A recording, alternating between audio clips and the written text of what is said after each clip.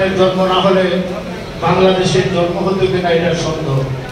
আমি তাই বলতে চাই, আসাম আব্দুল হিসেবে স্বাধীনতার পতাকা উত্তোলন না করতেন, তাইলে বাংলাদেশের এই পতাকা মানুষ আমরা দেখতে পেতাম। অতএব সর্বসাধক সবসময় সকল আন্দোলন সংগ্রামে, বলবো না কার বিরুদ্ধে কখন কি হয়েছে, তবে আমাদের নোয়াখালীর মানুষ অগ্রণী ভূমিকা পালন করেছে। আজকে নোয়াখালীর মানুষ বাংলাদেশের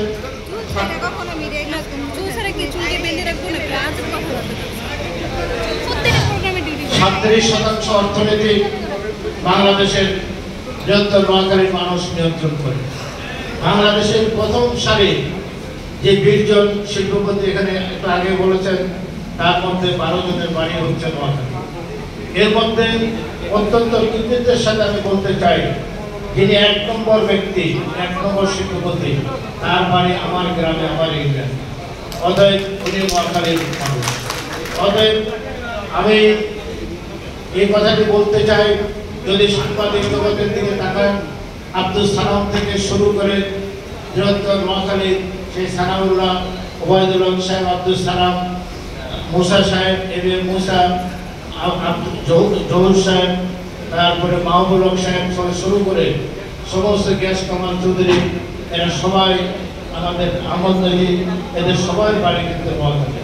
অতএব বাংলাদেশের সাংবাদিক জগতের প্রতিক্রিয়া শহীদুল্লাহ কায়সার সহ, চলচ্চিত্রের সহ বাংলাদেশের সকল ক্ষেত্রে, শিক্ষা ক্ষেত্রে কবির চৌধুরী বলেন, মনির চৌধুরী থেকে শুরু করে আজাদ সাহেব থেকে অধ্যাপক মুজাফর নাইক চৌধুরী যাকে বলেন, আপনার মতিন চৌধুরী থেকে শুরু করে ঢাকা বিশ্ববিদ্যালয়ের যে সমস্ত প্রথিতযশা ভাইস চ্যান্সেলর এসেছেন, ওনারা সবাই নোয়াখালী থেকে। অতএব এখন প্রথম স্যার এফ রহমান, প্রথম বাঙালি ঢাকা বিশ্ববিদ্যালয়ের ভাইস চ্যান্সেলর স্যার এফ রহমানের বাড়ি বৃহত্তর নোয়াখালীতে, নোয়াখালী। অতএব এই যে নোয়াখালীর এই বাংলা পাকিস্তান হওয়ার পর প্রথম যে সমিতিটি গঠিত হয় 1948 সালে জেলা কমিটি, সেটা হলো নোয়াখালী মুসলিম অ্যাসোসিয়েশন। এটা আজকে নোয়াখালী সমিতিতে রূপান্তরিত হয়েছে। আবার 1905 সালে কলকাতায় নোয়াখালী সমিতি গঠিত হয়।